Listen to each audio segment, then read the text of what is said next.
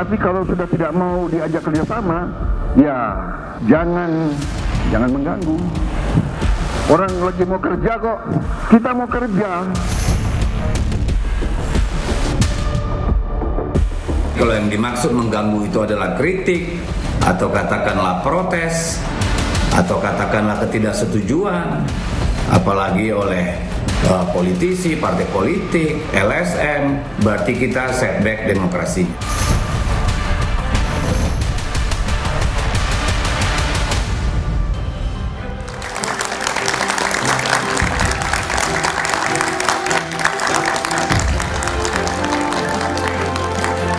Presiden terpilih Prabowo Subianto mengatakan siapapun yang enggan diajak kerjasama agar jadi penonton yang baik dan tidak mengganggu pemerintahan mendatang. Pernyataan yang dilontarkan di acara Rakornas PAN ini sontak menjadi sorotan. Pasalnya pernyataan ini disampaikan di tengah upaya Prabowo merangkul semua kekuatan politik guna mengamankan pemerintahnya 5 tahun ke depan. Prabowo sudah menggelar safari politik ke sejumlah partai di luar koalisi Indonesia Maju. Partai Nasdem dan PKB menyatakan bakal mendukung pemerintahan Prabowo Gibran. Sementara PKS terkesan gamang.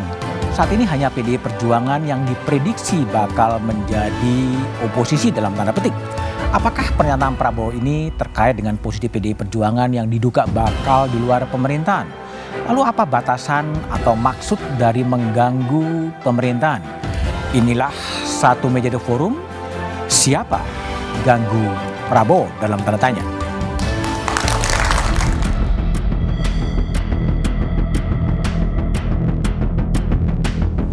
Presiden terpilih Prabowo Subianto mengatakan tidak ingin diganggu oleh pihak-pihak yang dianggap tidak mau bekerja sama dengan pemerintahan yang mendatang.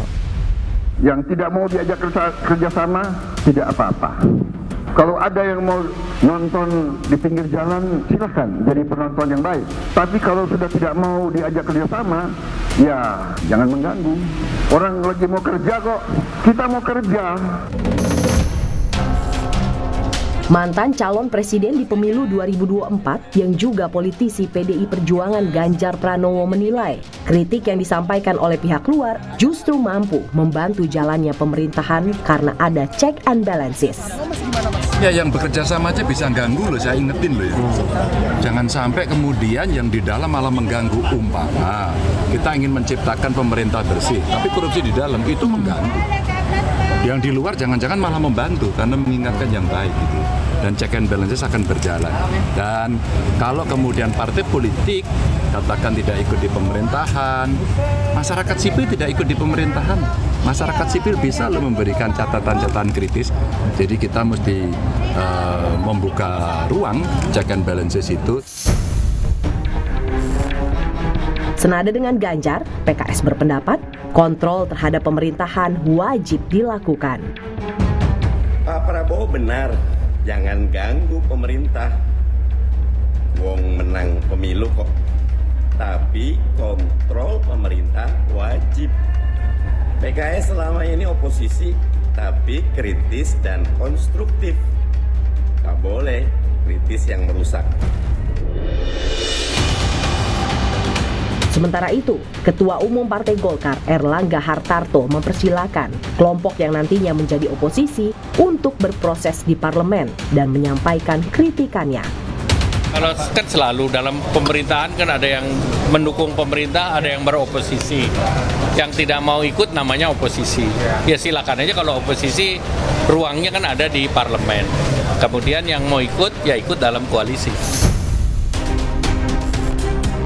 Kritik bukan berarti berisik dan mengusik. Semangat bekerja untuk rakyat juga perlu dijaga agar sesuai mandat.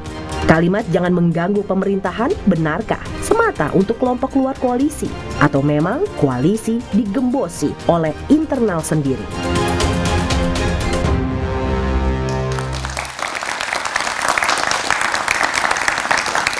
Siapa ganggu Prabowo adalah tema Satu Meja The Forum malam ini. Telah hadir di studio dari ujung sebelah kanan ada Mbak Lulu Nurhamidah, Ketua DPP PKB. Malam. Waalaikumsalam.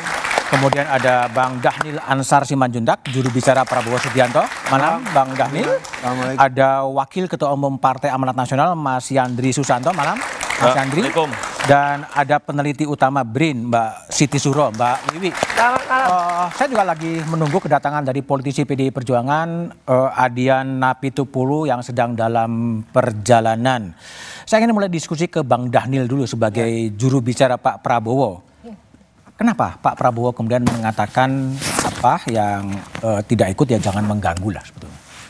Pertama begini Mas Budiman, memang kan selama ini konstruk berpikir kita itu melihat politik seperti melihat pakai nalarnya itu nalar antagonis. Antagonis? Nah, saya nyebutnya nalar antagonisme.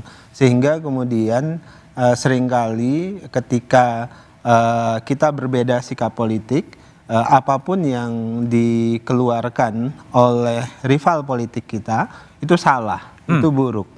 Nah, dalam bingkai cara berpikir itulah kemudian Pak Prabowo dalam forum itu mengingatkan kepada kita semuanya di tengah upaya Pak Prabowo merangkul kekuatan politik yang ada di Indonesia sebagai simbol gotong royong, bahwasannya negeri ini harus dibangun dengan semangat yang konstruktif, tidak lagi didominasi oleh nalar antagonisme tadi. Artinya apa? Artinya begini, kalau kemudian kita bersepakat, beberapa kekuatan politik bersepakat berada di dalam pemerintahan, ayo kita bekerja bersama dalam pemerintahan, loyal tentu, sepenuhnya ikut apapun kebijakan pemerintah, karena kalau ada di dalam pemerintahan ibaratnya itu kalau mau kritik maka berbisiklah, karena kita dekat. Kalau mau kritik berbisik. Berbisiklah, karena kita dekat. Jangan keras-keras lagi. Ya, jangan keras-keras karena kita di dalam kan.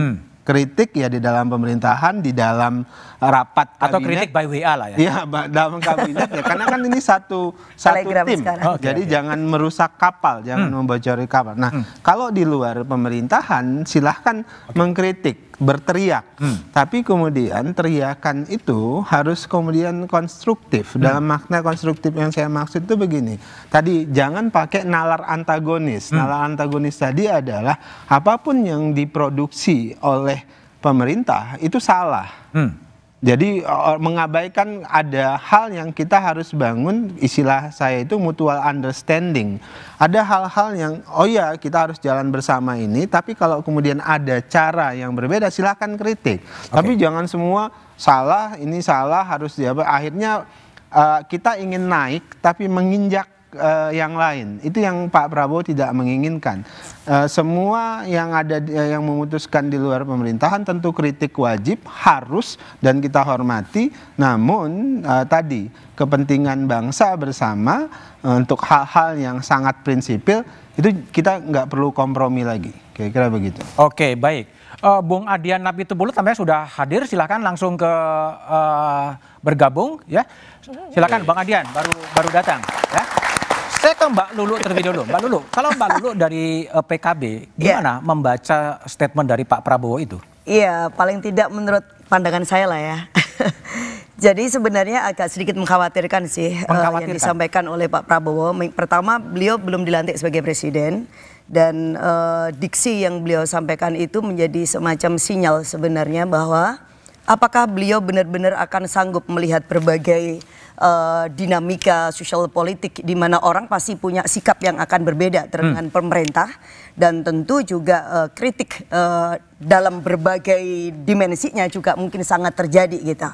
Nah, oleh karena itu apa yang disampaikan oleh Mas Dhanil sebenarnya yang saya bilang paradok tadi itu, satu sisi memang diakuin ya cara pandang yang selalu diametral lah, hitam putih, kemudian yang berbeda kemudian dianggap musuh dan mengganggu. Justru kemudian ini yang perlu ditanyakan kepada Pak Prabowo sebenarnya, apakah misalnya pihak-pihak nantinya yang berada di luar pemerintahan dan mereka memiliki sikap yang berbeda, kemudian itu yang dianggap sebagai sebuah gangguan gitu. Jadi kalau berbeda dengan pemerintah maka kemudian ini gangguan dan itu kemudian menjadi ancaman. Nah, kalau misalnya ini yang terjadi, saya kira perlu untuk kita pertanyakan, walaupun tadi udah disampaikan, karena apapun yang namanya kedaulatan itu ada di tangan rakyat, bukan di tangan pemerintah. Oleh karena itu mekanisme checks and balances itu tetap dan perlu untuk dilakukan dengan berbagai, saya kira pasti nuansanya lah ya.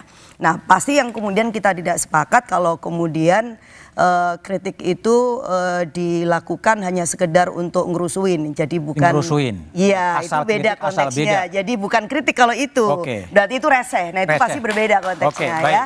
Tetapi kalau misalnya kritik kemudian melakukan fungsi check and balances, itu justru demokrasi kita memberikan ruang yang seluas-luasnya. Oke, baik. Bung Adian Napitupulu, politisi PDIP, gimana Anda membaca pernyataan Pak Prabowo di acara PAN itu? Yang pernyataan mengganggu? Ya. Nggak ada yang bisa baca. Nggak ada yang bisa baca? Nggak ada, karena bahasa mengganggu itu sangat subjektif. Nggak ada alat ukurnya. Apakah saya tidur ngorok mengganggu? Iya. Apakah kemudian orang dangdutan di sebelah rumah kita mengganggu? Apakah itu kan nggak ada alat ukurnya. Nah, berbahaya ketika kita berbicara tentang hubungan antar anak bangsa dalam sebuah negara, tapi dengan alat ukur yang sangat subjektif. Apa alat ukur mengganggu dan terganggu? Nggak ada. Apa bahasa dan alat ukur konstitusional dan undang-undangnya? Juga tidak ada. Nah, dengan demikian sangat bebas tafsir. Kalau kemudian tiba-tiba ada pernyataan A dan B, C segala macam, kita mengkategorikannya kritik. Prabowo bisa mengkategorikan itu mengganggu. Dan apa alat ukurnya? Ya dia sendiri yang tahu. Tapi kan Pak Prabowo juga mengatakan gini, Bung Adian, kalau memang tidak mau jadi penonton di pinggir jalan ya silakan, jangan mengganggu. Kalau PDIP mau masuk atau mau di luar sih sebetulnya? Kalau sampai hari ini kan kita gini, kita ini kan partai ya, partai yang terpimpin. Kita menunggu keputusan bersama yang representasinya adalah ketua umum. Kita tunggu saja itu. Tapi kalau kemudian tema pembicaraan kita malam ini tentang kata mengganggu, ya menurut saya itu nggak pantas. Nggak pantas? Nggak pantas, nggak tepat, menakut-nakuti, dan menurut saya punya potensi mengintimidasi orang loh. Misalnya begini, arahnya kemana? Kalau tidak mau bekerja sama, oke, dia mau bekerja sama dengan siapa? Partai politik, LSM, NGO, Ormas, organisasi apa? Kalau bahasanya kita lihat secara utuh, sepertinya yang dia maksud diajak bekerja sama adalah partai politik. Artinya partai politik tidak mau bekerja sama, nonton aja. Nonton. Bahasa itu pun salah. Partai politik itu institusi legal dan diakui oleh konstitusi dalam undang-undang kita dengan sekian banyak peran, apalagi mereka yang punya representasi di parlemen, dan tidak bisa jadi penonton. Nggak boleh. Mbak Lulu di parlemen boleh jadi penonton, nggak boleh. Ketika dia menjadi penonton dia salah. Saya harus di parlemen aktif. Boleh jadi penonton, tidak boleh. Ketika saya jadi penonton saya salah. Baik. Mas Yandri, sebagai tuan rumah itu kan bicaranya di PAN kan, itu tafsir dari Adian adalah mengintimidasi. Gimana? Ya sebenarnya Mas Budiman, muncul kata mengganggu itu kan panjang prolognya kan. Jadi di situ Pak Prabowo memang alhamdulillah setiap acara PAN beliau hadir dan pidatonya panjang biasanya. Dan pidatonya lepas, artinya ya sangat enjoy itu. Nah dia menguraikan, dia berterima kasih dapat mandat dari rakyat. Tidak ada keinginan Pak Prabowo itu ada anak bangsa yang kelaparan, yang miskin, kira-kira gitu kan. Maka perlulah kebersamaan. Nah kebersamaan itu karena memang persoalan bangsa ini banyak dan besar. Apalagi sekarang tantangan juga pasti lebih hebat. Di tengah situasi dalam negeri juga banyak tantangan, apalagi dikaitkan dengan isu global. Nah maka perlu kebersamaan. Narasi yang dipidatokan oleh Pak Prabowo itu kan hampir 45 menit itu sebenarnya membangun kebersamaan. Ya kebersamaan itu belum tentu juga di satu kolam yang sama, ya kan, di luar pemerintahan pun terhormat juga itu loh. Tapi yang kami tangkap dari uraian itu, ayo kita sama-sama. Jangan sampai asal beda. Kemudian yang penting cari popularitas, tapi tidak konstruktif, ya kan. Nah oleh karena itu menurut kami di forum itu tidak ada yang salah yang disampaikan oleh Pak Prabowo. Intinya beliau mengajak, ya kan, karena bangsa ini perlu kebersamaan. Bersama itu ya saya setuju dengan Saudara Adian, tidak mesti kita ini dalam satu kolam atau satu posisi. Di luar pemerintah bagus, di dalam pemerintah juga bagus. Tapi jangan sampai ya pokoknya beda. Semua pemerintah salah. Dan itu akan itu akan terserah akan juga mengganggu ritme jalannya pemerintahan, dan sehingga nanti masyarakat perlu juga diberi contoh yang baik bahwa kalau memang pemerintah ini baik ya perlu juga diapresiasi. Tapi kalau misalkan ada kekeliruan ya juga perlu saran dan kritik, tapi jangan sampai pakai pokoknya. Pokoknya salah. Pokoknya salah, tidak benar. Ya jangan sampai begitulah. Ini bangsa-bangsa kita, negeri-negeri kita tuh. Semua kita harus ikut bertanggung jawab. Jadi prinsipnya right orang is my country. Iya, itu pokoknya yang kami tangkap dari Pak Prabowo itu begitu jiwa raganya itu intinya untuk bangsa dan negara. Ayo kita sama-sama. Jangan sampai terganggu. Nah kira-kira begitu karena waktu terus akan bergulir. Jangan sampai kita ketinggalan dengan negara-negara lain. Baik, saya ingin dengar sebenarnya analisa dari Mbak Wiwi Siti Suro apa yang dibaca dari pernyataan Pak Prabowo, tapi jawabannya setelah jeda berikut ini.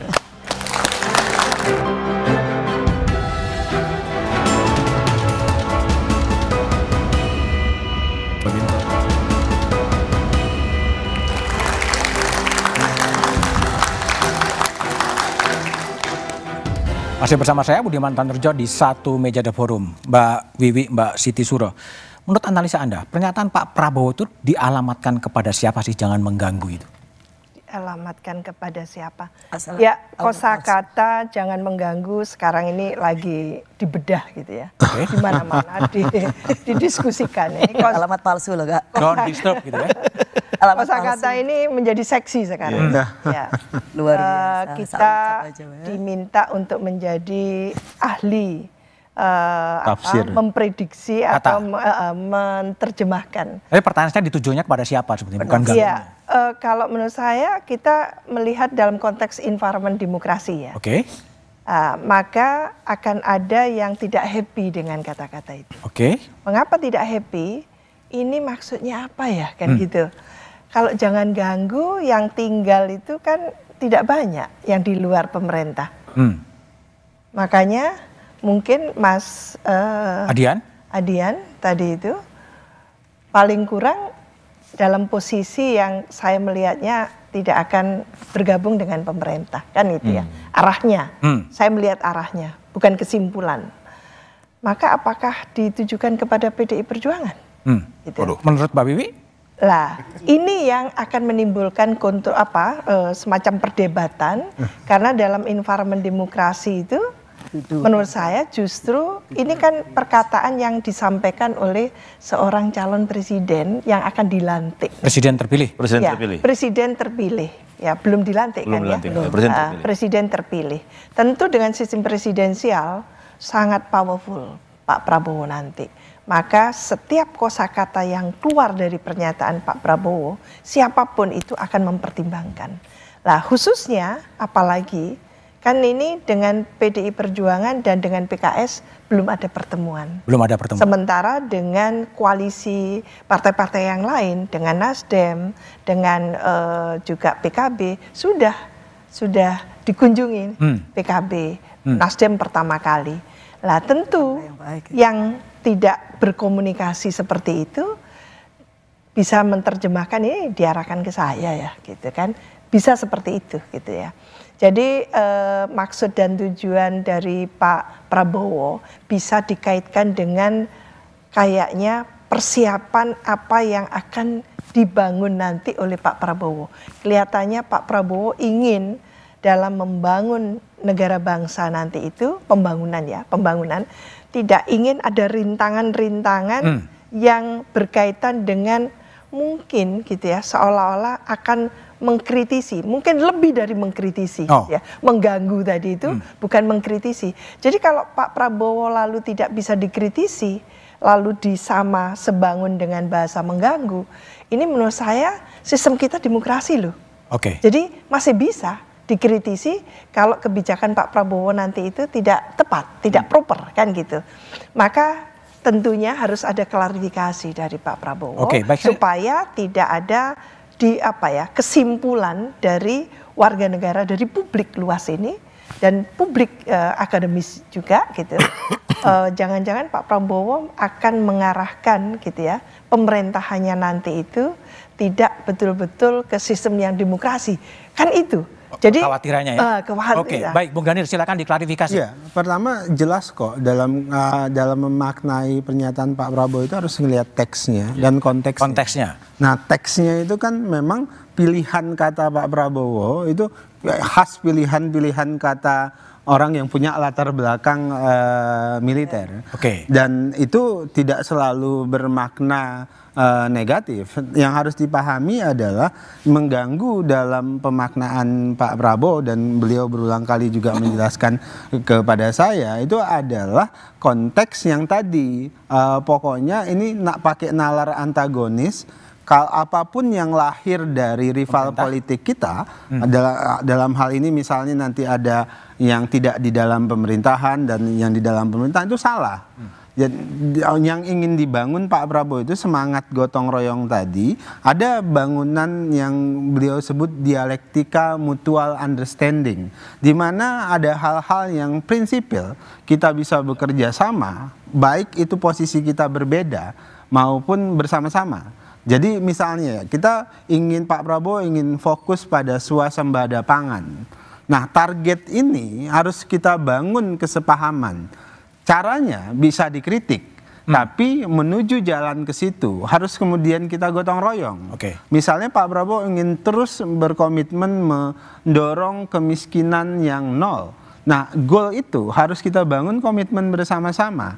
Nah, nanti caranya ada yang berbeda, ada yang harus dikritik, monggo. Jadi kalau terkait dengan kritik, sikap adanya oposisi, Pak Prabowo sangat menghormati itu.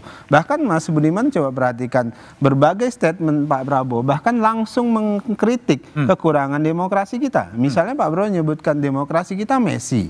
Berantakan. Demokrasi kita costly. Demokrasi kita tiring, melelahkan. Itu 3 poin yang selalu disampaikan Pak Prabowo. Ya, dalam itu statement yang dalam maksud untuk mendorong perbaikan dan mendorong kualitas demokrasi kita, supaya partisipasi publik itu kualitasnya semakin terbuka, kualitasnya semakin naik. Jadi kalau kemudian orang, oh ini Pak Prabowo adalah ancaman demokrasi segala macam, saya pikir itu justru prejudice yang berbahaya. Kenapa begitu? Karena pilihan Pak Prabowo ketika berhenti dari militer itu adalah jalan politik demokrasi, dan semua track record beliau sebagai seorang demokrat yang ada di Partai Gerindra, maksud saya adalah seorang yang menjunjung tinggi demokrasi, itu ya tidak pernah tuh orang menghina beliau kemudian dipenjarakan. Tidak pernah tuh Pak Prabowo mengancam orang lain terkait misalnya karena mengkritik dan sebagainya. Beliau terbuka, sangat terbuka terkait. Baik, Bung Adian. Ya, apakah memang statement itu memang ditujukan kepada PDI Perjuangan? Nggak tahu, kita mah biasa dituduh Anda merasa itu nggak? PDI merasa itu nggak? PDI Perjuangan sering dituduh apapun, tapi yang jelas apapun tuduhan itu ketika PMK memutuskan kalah, kita nggak rusuh di MK gitu loh. Artinya tuduhan itu biarin aja. Nah, tapi begini Daniel, menurut gua jangan bicara lu bahwa Prabowo tidak begini, tidak begini. Nah itu gua bicara dulu begitu loh. Nah yang kayak begitu jangan dibuka. Karena gue juga punya sekian banyak cerita terkait itu. Ada pengakuan dia, kita amankan sekian aktivis, ada yang kembali, ada yang tidak. Nah jangan, jangan memancing gue membuka cerita sejarah lagi. Ketika lu bangun narasi seolah-olah dia sangat bersih, sangat ini. Nanti gue akan cerita, sejarahnya begini Daniel. Yang diculik masih ada yang hidup, ada yang tidak kembali. Dia akui, terbuka dan sebagainya. Dia tidak berhenti dan sukarela, dia diberhentikan. Nah jangan. Kita kembali ke topik. Nah, tadi apa sih? Ya, pertanyaan ditujukan pada PDI Perjuangan. Enggak masalah. Enggak masalah. Sekarang ini apa coba? Apa? Enggak, terkait itu sudah lalu. Iya, sudah selesai. Bukan masalah lalu tidak lalu, tapi kemudian lu bilang tidak pernah ada yang ditangkap. Dan jangan lupa Ibu Megawati itu pernah mengajak Pak Prabowo bersama-sama. Jadi Anda nggak kontekstual kalau bukan soal kontekstual tidak kontekstual, lu yang tidak kontekstual. Lu seolah-olah membangun sebuah narasi. Saya kontekstual saya itu ya sekarang. Sekarang komitmen Pak Prabowo bagaimana kemudian sekarang itu lu bilang Anda bisa maki-maki juga dia tidak pernah lakukan ini segala macam. Ada catatannya, ada putusannya dan sebagainya. Makanya gue bilang sama lu, sudah jangan lanjutkan. Kita kembali saja pada temanya tentang mengganggu ini. Pak Prabowo terhadap demokrasi hari ini terus dijaga beliau. sampai dengan detik ini, sampai beliau nanti dilantik jadi presiden, komitmen Pak Prabowo terhadap demokrasi itu tetap tinggi. Jangan, nggak bisa lu berbicara tentang demokrasi itu dalam rentang waktu 1, 2, 3 minggu, 4 minggu, 5, 4, 5, 6 pernyataan. Tidak bisa. Bicara demokrasi, bicara rekam jejak. Ini berbedanya. Kembali ke laptop aja. Ini berbedanya perspektif Pak Prabowo dengan Bung Adian. Dalam konteks Pak Prabowo mau berhenti membangun nalar politik kita pakai nalar politik antagonis. Yang kemudian Pak Prabowo itu mau melakukan cancel culture yang dibahas oleh Kompas. Jadi cancel culture itu enggak elok. Karena maka nanti kita akan temukan dalam sejarah Indonesia kita akan terus saling mengutuk. Rejimnya Ibu Megawati mengutuk rejim yang sebelumnya. Rejimnya Pak SBY mengutuk sebelumnya, kemudian sebelumnya akhirnya kita jadi rejim bangsa yang terkutuk karena terus saling mengutuk. Kita tidak pernah move on. Kita jadi membangun cancel culture. Ini bagi Pak Prabowo ini waktunya move ada putusan RK, lalu satu kalah, kemudian rusuh. Nggak ada yang rusuh kemarin. Jangan katanya mengutuk, rusuh saya kagak. Putusan MK lalu MD3 dirubah. Ada nggak sekarang? Nggak ada. Jadi jangan ajari kita tentang bagaimana berpolitik dengan baik dan benar. Oke, tapi yang gue sampaikan sama lu, jangan terlalu memoles sesuatu secara berlebihan. Karena memori kolektif rakyat juga punya ingatan yang panjang. Baik. Mbak Lulu, gimana? Sebetulnya kalau bagi PKB ini dialamatkan kepada siapa sih? Jangan mengganggu, silahkan. Mudah-mudahan nggak ada alamat palsu. Nggak ada apa? Nggak dicari. Jadi kita bukan mencari mau di alamat siapa. Saya kira gini loh.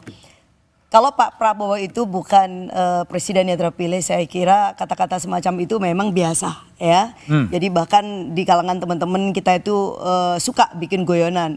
Lu kalau nggak bisa bantu, nggak usah ganggu deh. Tapi kan nggak punya efek dan punya dampak apapun gitu. Jadi karena Pak Prabowo ini adalah presiden terpilih yang konon kemarin itu didukung oleh 96 juta rakyat Indonesia, tentu kemudian ini punya dampak yang sangat serius gitu loh. Apakah kemudian ini memberikan sinyal yang akan bisa dengan mudah ditangkap oleh banyak pihak sebagai sebuah model di mana Pak Prabowo nanti ketika memimpin pemerintahan ini akan mengembangkan pola-pola komunikasi yang memang ya satu arah seperti itu. Jadi sifatnya satu kerjasama, satu gangguan. Kalau tadi Mas Daniel bilang ya bahwa ada nalar antagonistik yang itu sebenarnya ingin diputus gitu, tetapi memang pada saat yang lain Pak Prabowo juga mengembangkan itu dengan pernyataan ini gitu. Saya kira memiliki pengalaman pahit ya, atau kita lah sebagian besar rakyat Indonesia masih punya memori yang mungkin tidak terlalu menyenangkan di era Orde Baru ketika bagaimana pemerintah Orde Baru pada waktu itu demi suksesnya pembangunan lalu kemudian meniadakan semua unsur-unsur di masyarakat untuk bersikap kritis terhadap pemerintah. Nah ini yang kemudian kita tidak ingin terulang, tapi bukan kemudian kita mencurigai, justru kita mau jaga nih presiden ini ke depan, jangan sampai kemudian ada yang diulang. Tafsirnya. Nah apalagi kemudian beberapa waktu yang lalu, mohon maaf, ada juga menteri di kabinet Pak Jokowi yang kemudian bisa dengan sangat mudah melihat bahwa ada aktivis yang memberikan kritik terhadap investasi misalnya, tapi kemudian dianggap sebagai anasir gangguan dan kemudian itu juga berujung kepada kasus-kasus hukum. Nah hal-hal seperti ini yang kemudian harus kita jaga bersama. Karena apa? Karena semangat gotong royong tadi.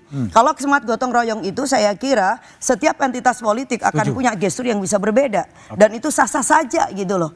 Yang namanya partai politik berbeda kan bukan juga teroris. Dulu gini. Bung Adian. Jadi pernyataan Prabowo memang memicu polemik, tapi apakah yang dimaksud dengan gangguan itu adalah mengkritik? Kita bahas setelah jeda berikut ini.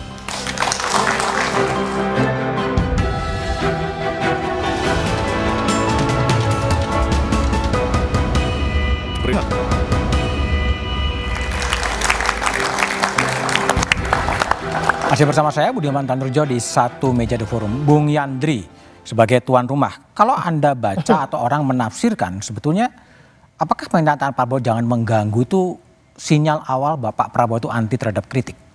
Enggak, saya ulangi lagi, enggak usah ada yang khawatir dengan pernyataan. Enggak usah khawatir. Enggak usah, karena pidato Pak Prabowo itu kan 45 menit, ya kan? Dia bilang bahkan secara khusus Pak Prabowo itu menyebut saya akan menjadi presiden seluruh anak bangsa. Termasuk yang disebut apa? Sumbar dan Aceh. Itu kalau saya tidak salah dengar 3 kali disebut Sumbar dan Aceh. Di mana kan Pak Prabowo kalah kan. Saya akan tetap membangun, tetap akan melayani anak-anak Aceh, anak-anak Sumatera Barat. Itu artinya Pak Prabowo sebelum dilantik tanggal 20 Oktober, ya kirim pesanlah kepada anak bangsa, kontestasi sudah selesai. Kan? Kalau mengkritik boleh. Boleh dong. Visi misi sudah ditawarkan kepada rakyat. Yang dipilih oleh secara mayoritas kan visi misinya Pak Prabowo kan, sama Mas Gibran. Nah oleh karena itu kasih kesempatan kepada Pak Prabowo untuk melaksanakan visi misi itu. Salah satunya misalkan makan gratis, makan siang gratis. Nah itu perlu kita dukung. Kalau mengganggu itu tafsirnya apa kalau menurut Anda? Enggak, kalau saya mengganggu itu yang pakai pokoknya itu, menurut saya. Pokoknya, oke. Pokoknya pemerintah salah semua itu nggak boleh dong. Ini kan negara-negara kita sudah setuju dengan demokrasi. Siapa yang menang ya kasih kesempatan. Mengkritik ya boleh, ngasih saran boleh, ngasih masukan boleh. Di internal pemerintah pun boleh ngasih saran, tapi kata Bang Naldi caranya mungkin yang berbeda. Jadi menurut saya tidak ada celah satupun kita khawatir dengan Pak Prabowo terhadap anti kritik, nggak ada. Nggak ada, karena ya berapa kali kita baik yang acara tertutup dengan PAN maupun secara terbuka diliput oleh media massa, saya tidak melihat Pak Prabowo itu anti kritik. Bahkan kalau kita lihat siapa sih yang paling keras mengkritik Pak Prabowo? Dia boleh panjang, gue pendek-pendek sih. Sebentar, nanti lagi. Ya enggak, misalkan waktu kampanye kemarin serangan Pak Prabowo itu luar biasa. Pak Prabowo enjoy aja, nggak ada masalah. Oke. Jadi menurut saya sudah teruji Pak Prabowo, nggak usah ada khawatir. Nggak usah khawatir. Mbak Wiwi, Anda sebagai peneliti di BRIN, khawatir nggak sih dengan jangan mengganggu itu? Iya, menurut saya mungkin ini ada Mas Daniel ya, harus hati-hati ya, karena bagaimana. Hati-hati apanya? Karena ini kan jadi presiden. Presiden itu, sistem presidensial itu, separuh kata-katanya akan menjadi peraturan. Jadi kita itu sangat menghormati. Maka tadi kan Mbak Lulu mengatakan, karena yang mengatakan Pak Prabowo, jadi meaningful, sangat bermakna. Dan itu yang menimbulkan perdebatan dan ditanggapi, disoroti. Ada yang tidak ada masalah, tapi ada banyak yang mengatakan bahaya ini, gitu kan? Jangan-jangan tidak hanya anti kritik, ini kecenderungan top down dan militeristik nanti, gitu kan? Bahaya tuh. Otoritarian. Contoh. Nah maka oleh karena itu saya juga ngomong ke Mas Daniel, memang apapun bunyinya, seorang presiden harus dalam bertutur kata dan bertindak itu proper. Jadi hati-hati betul. Karena ini Indonesia kan masa transisi ya. Kita itu akan mengejar 100 tahun Indonesia emas. Maka prakondisi itu yang harus dibangun oleh pemerintah yang dalam hal ini saya percaya Pak Prabowo punya obsesi yang luar biasa untuk membangun Indonesia itu melaju gitu ya. Tapi bukan berarti lalu membungkam nantinya nggak boleh itu civil society ngomong kritis dan sebagainya. Lah sekarang apa kontrak politik kita? Kalau tidak akan berubah nanti tahun depan kan gitu. Oke, baik Bung Adian. Ya. Jadi tidak perlu khawatir dengan apa kritik-kritik dari Pak Prabowo. Dulu ada namanya undang-undang subversif. Udah dicabut. Sebentar. Ya. Ada unsur-unsur yang harus terpenuhi untuk memenuhi itu tindak pidana subversif atau tidak. Sampaikan itu pada 4 mahasiswa yang meninggal di Makassar hanya karena menolak uang PT-PT angkutan umum naik Rp50. Sampaikan itu pada Bitor Suryadi yang harus dipenjara 6 tahun hanya karena meminta tarif listrik tidak naik. Sampaikan itu pada korban-korban yang dituduh subversif. Bagaimana kemudian aturan main negara ini ketika sudah ada unsur-unsur dan aturannya pun kekuasaan bertindak semena-mena. Sampaikan itu pada Marsina yang cuma minta upah dinaikkan harus dibunuh. Sampaikan pada Udin Bernas yang cuma memberitakan tentang kejahatan yang dianggap sesuatu yang tidak baik, dia mati dibunuh juga. Sampaikan pada mereka. Nah itu undang-undang subversif yang jelas aturannya, ya jelas tafsirnya, jelas unsurnya. Pelanggarannya banyak. Sekarang mengganggu ini apa unsurnya? Apa tafsirnya? Apa dasar hukumnya? Sehingga kita punya alat ukur bersama. Ini mengganggu atau tidak? Nggak ada. Yang punya alat ukur bersama saja bisa diingkari. Apalagi yang tidak, nah ini jangan dipakai lagi.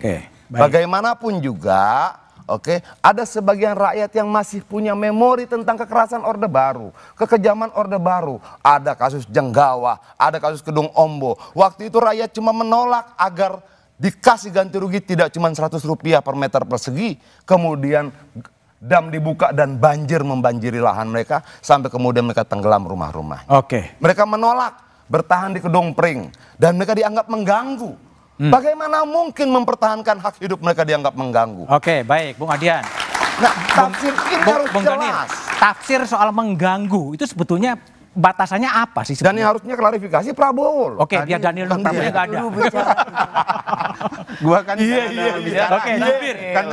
Oke, jubirnya dulu. Prabowo. Harusnya memang untuk meningkatkan nilai lu di mata Prabowo kita nurut-nurut aja gitu. Oke, silakan Bung Daniel. Apa batasannya?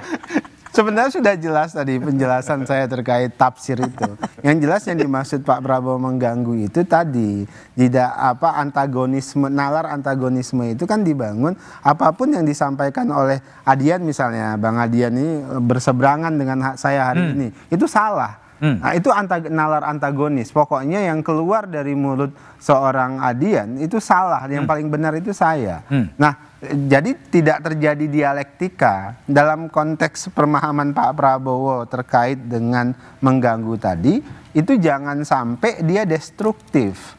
Jadi dia harus konstruktif, membangun dialektika. Sebenarnya kan perspektif adanya pressure group itu adalah dalam rangka membangun dialektika, melakukan peningkatan kualitas kerja, kualitas demokrasi. Nah, itu yang ingin dimaksud oleh Pak Prabowo. Berulang kali saya tanya ke Pak Prabowo, diksi mengganggu ini seperti apa? Diksi yang mengganggu itu tadi, jangan muncul terus-menerus dalam perspektif kita dalam kontestasi politik, itu pokoknya benci. Masa munculnya diatur, nggak boleh terus-menerus 2 kali cukup, 3 kali cukup. Jadi ini ya. Jadi nggak boleh, itu nggak boleh yang konsisten itu konsisten, jangan benci itu terus-menerus. nggak boleh. Jadi berapa kali? 2 kali aja.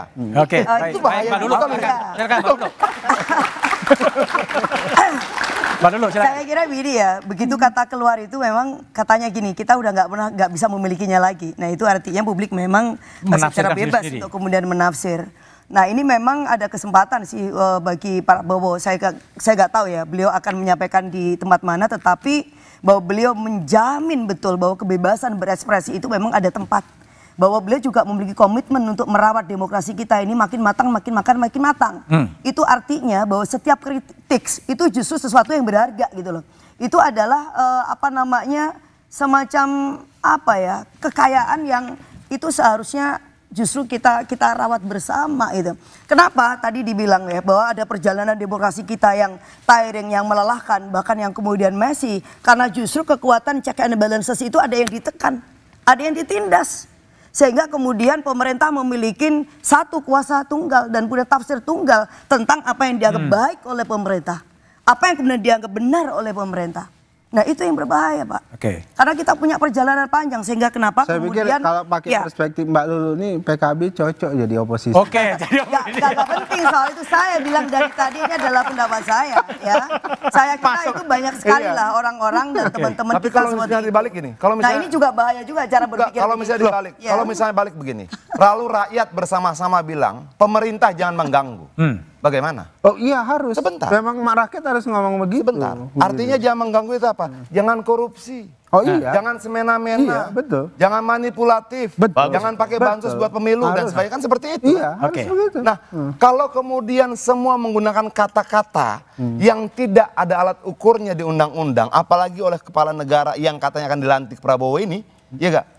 Bahaya nggak buat rakyat? Menurut saya nggak bahaya, Bung Adian. Inilah forum dialektika yang muncul. Tidak bisa. Nggak, di alam demokrasi dialektika itu adalah bagian penting. Dialektika yang disampaikan oleh presiden yang konon terpilih itu. Ya memang terpilih. Enggak, konon karena belum dilantik. Yang konon terpilih itu. Tidak bisa kemudian. Ini mengganggu nggak ini? Bahasa konon mengganggu nggak? Enggak, mengganggu itu. Nah, itu Oke. Oke ya. Jadi memang banyak tafsir yang soal diksi mengganggu. Kita harus seandainya check and balance, check and balance-nya kemudian tidak terjadi, wajib kita bahas setelah jeda berikut ini.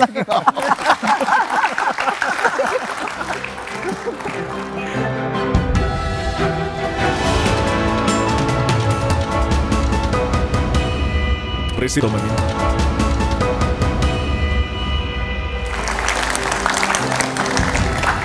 Masih bersama saya Budiman Tanurjo di Satu Meja The Forum. Mbak Wiwi, ini kekurang pasan diksi dari Pak Prabowo sehingga meninggal polemik atau apa yang terjadi sebetulnya? Iya, saya ini ya mikir bahwa Pak Prabowo ini masih nunggu 4,5 bulan lagi untuk menuju pelantikan tanggal 20 Oktober. Artinya jangan sampai bahasa yang cantik, bagus ya, kosakata merangkul, itu kan. Oh berarti ini untuk persatuan Indonesia, untuk bareng membangun gotong royong dan sebagainya, ditimpali dengan kosakata yang justru menimbulkan kontradiksi. Lah itulah yang menurut saya fokus aja Pak Prabowo sebagai Menhan gitu ya, mau Purnabakti sebagai Menhan, lalu dilantik untuk Oktober nanti. Jadi bagaimana menjaga ritme politik kita, karena kita akan menyongsong pilkada serentak di 545 daerah. Jadi jangan energi kita itu hanya dikuras untuk membuat kontroversi-kontroversi. Nah, tentu kita berharap nanti Pak Prabowo ke depan itu memberikan kesejukan lah ya. Jadi kosakata yang keluar itu bukan kosakata yang kontroversial. Baik, Bung Yandri, jadi gimana mengkritik agar tidak dikonstruksikan mengganggu tadi? Saya kalau lihat rekam jejak Pak Prabowo 20 tahun terakhir, nggak ada kekhawatiran sekali lagi. Sekeras apapun orang mengkritik, misalkan kayak Anies ngasih 11, nilai 11 dari 100, kan biasa aja. Atau selalu orang memutar kaset lama, bagi Pak Prabowo biasa aja. Bahkan kata Pak Prabowo jogetin aja, senyumin aja. Jadi menurut saya dari jangan gara-gara pidato di Rakornas PAN itu seolah-olah menafikan apa yang dilakukan Pak Prabowo dan apa yang mau dilakukan oleh Pak Prabowo. Jadi bagi PAN dibuka seperti ini malah bagus. Karena narasi yang dibangun oleh Pak Prabowo itu narasi kebersamaan. Jangan sampai negara ini digadaikan dengan sesuatu yang menurut Pak Prabowo tidak produktif, ya kan? Bahkan Prabowo langsung menyebut loh, yang nggak mendukung saya pun akan saya layani sebagai presiden. Ya kan, Sumatera Barat dan Aceh itu berapa kali diulang. Artinya, udahlah yakinlah insya Allah Pak Prabowo ini sebagai presiden buat seluruh rakyat Indonesia. Baik, Bung Daniel, check and balance. Gimana Pak Prabowo akan menemukan check and balance dalam pemerintahan yang mendatang? Itu akan menjadi ruang yang sangat luas. Partisipasi publik akan ditempatkan sebagai bagian yang krusial bagi Pak Prabowo. Dan tentu bagi Pak Prabowo sejak awal juga sudah disampaikan di banyak forum bahwasannya beliau ingin meningkatkan kualitas demokrasi kita. Tadi kritik Pak Prabowo, otokritik lah yang disampaikan oleh Pak Prabowo terkait demokrasi kita yang messy, yang berantakan, yang costly, yang mahal, kemudian tiring, yang melelahkan. Itu adalah bentuk komitmen Pak Prabowo bahwasannya sadar betul ada kekurangan dalam demokrasi kita dan kita punya PR 5 tahun ke depan untuk memperbaiki itu semuanya. Dan artinya Pak Prabowo menyediakan ruang yang sangat luas bagi partisipasi publik untuk memperbaiki kualitas demokrasi kita. Itu pertama. Kemudian yang kedua, bagi Pak Prabowo sejak awal ya sekeras apapun kritik, sekeras apapun beda pendapat, itu sangat terbuka ruangnya. Yang harus tetap dijaga adalah bagaimana kemudian nalar antagonisme tidak memframe kritik ini sehingga semangat kita untuk membangun Indonesia bersama-sama bekerja gotong royong untuk Indonesia yang lebih maju itu kemudian dianulirkan. Jadi kita harus tetap bisa saling koreksi, tetapi komitmen kita harus sama untuk Indonesia Raya. Lebih baik. Mbak Lulu. Ya, saya kira cara kita menjaga Pak Prabowo agar sukses ya menjadi presiden dan menjalankan pemerintahan dengan benar itu ya perlu dengan menyampaikan apa adanya, apa yang dirasakan oleh rakyat kita. Bahwa ada memang kekerasan secara simbolik dan itu melalui bahasa. Kalau kemudian itu disampaikan atau dikatakan oleh penguasa akan memiliki dampak yang sangat besar. Dan beliau punya waktu untuk belajar tentang itu. Dan kita percaya karena seperti Gus Dur bilang beliau adalah patriot gitu ya. Dan saya kira beliau memang ya sosok yang apa adanya, nggak suka dipoles-poles. Namun demikian jangan kemudian bahwa diksi dan ekspresi yang ditampilkan lalu bisa secara bebas ditafsir bahkan sebagai perintah untuk melakukan represi oleh orang-orang yang ada di sekitarnya gitu loh. Nah ini yang kita khawatirkan karena apa? Di media sosial Mas Daniel, jadi bukan karena Pak Prabowo-nya, tetapi di media sosial misalnya karena ada militans, ada pecinta yang luar biasa, maka kemudian itu menafsir sedemikian rupa, akhirnya mereka kemudian yang melakukan tindakan-tindakan represif dalam bentuk kata juga gitu kepada semua pihak yang dianggap ini akan mengganggu atau memusuhin atau bahkan sedikit berbeda dengan Pak Prabowo. Nah, saya kira cara kita merawat demokrasi adalah dengan kesungguhan dan ini akan menjadi ujian kita bersama. Tetapi tentu kita perlu memberikan kesempatan itu. Oke, Bung Adian. Ya, tatanan demokrasi kita agak terganggu ketika ada dinasti politik, bansos pemilu dan sebagainya. Dan sekarang terganggu lagi ketika ada kekerasan verbal. Intimidasi dengan bahasa yang multitafsir yang semua orang bisa merasa berhak untuk takut. Karena tidak jelas alat ukurnya. Boleh nggak mereka takut? Boleh. Boleh nggak saya takut? Boleh. Boleh nggak dia takut? Boleh. Kenapa? Semua bisa kena dengan bahasa ini. Nah, menurut saya, saran saya adalah seperti waktu kampanye kemarin. Prabowo tuh jarang ngomong. Joget aja. Gitu loh. Jadi kalau misalnya nanti pas pelantikan, nggak ada pidato, joget aja gitu loh. Biar kagak salah begitu ini ngomong. Ini kekerasan juga sebenarnya. Bukan, begitu dia ngomong, Bos. Verbal juga. Bukan, tidak dong. Karena memang faktanya begitu dia bicara, mengganggu. Jangan mengganggu. Itu kita jadi tiba-tiba kok jadi begini gitu loh. Lebih baik kurangi bicara. Banyakin kerja aja deh. Kalau misalnya kemudian bicaranya takut salah, jogetin aja. Gas, kira-kira kayak gitu kan.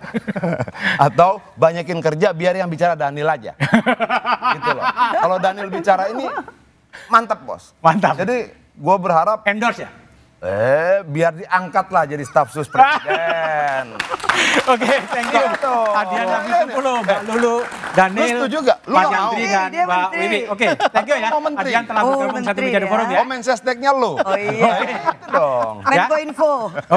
Mandat rakyat telah diberikan kepada Prabowo Subianto, Gibran Rakabuming Raka sebagai pemimpin negeri 2024-2029. Menjadi tugas pemimpin bangsa untuk menjalankan tugas konstitusionalnya, mensejahterakan rakyat dan menghadirkan keadilan. Namun selain kekuasaan itu mengentarkan dan memabukkan, kekuasaan bisa menjerumuskan. Pada tahap itulah kritik publik diperlakukan agar pemimpin tetap setia pada janji-janjinya. Pendapat publik juga dijamin oleh konstitusi. Demikian satu Meja The Forum malam ini. Sampai jumpa pekan depan. Selamat malam dan terima kasih.